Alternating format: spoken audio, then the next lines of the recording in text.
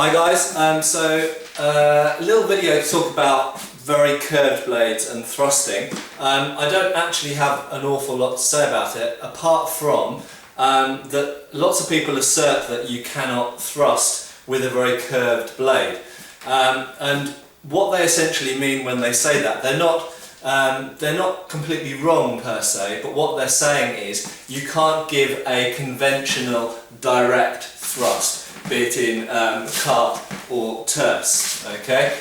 Very simply because with a straight arm and your hand straight, the blade curves off to the side and it doesn't really work very well. However, you can obviously stick the point of your blade into your opponent, but not in the same way. So for example, if someone cut on this side and I closed the line, which would be an inside guard or cart here, you could give a thrust, but it would be a curving thrust into the person.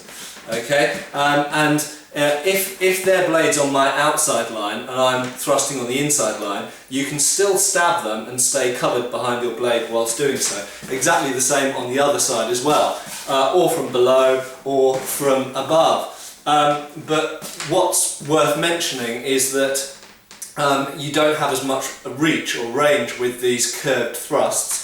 However, they potentially have one advantage that straight thrusts or straight blades as well don't have, and that being that if you've crossed someone's blade sort of in the middle line, for example, you can turn the blade and come around to thrust, or even to cut with the false edge, or yelman as it's known on Turkish swords.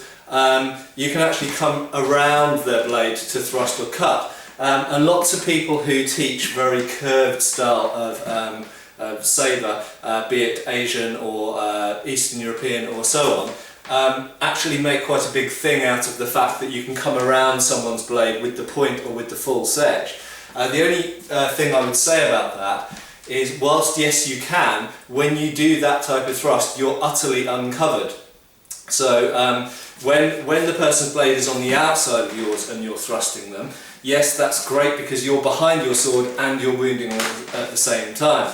However, if you quit that opposition to come around and stab them, you're also running the risk of getting, in the same tempo, hit yourself, or at least getting hit by the afterblow.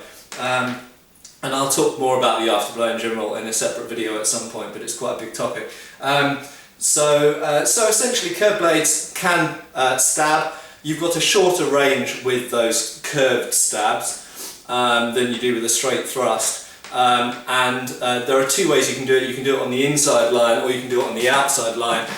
If you do it on the outside line, you stand a good chance of wounding the opponent, but it's a risky tactic. So I think if you did it all the time, you run a very high chance of getting wounded yourself, which obviously you don't want. Thank you.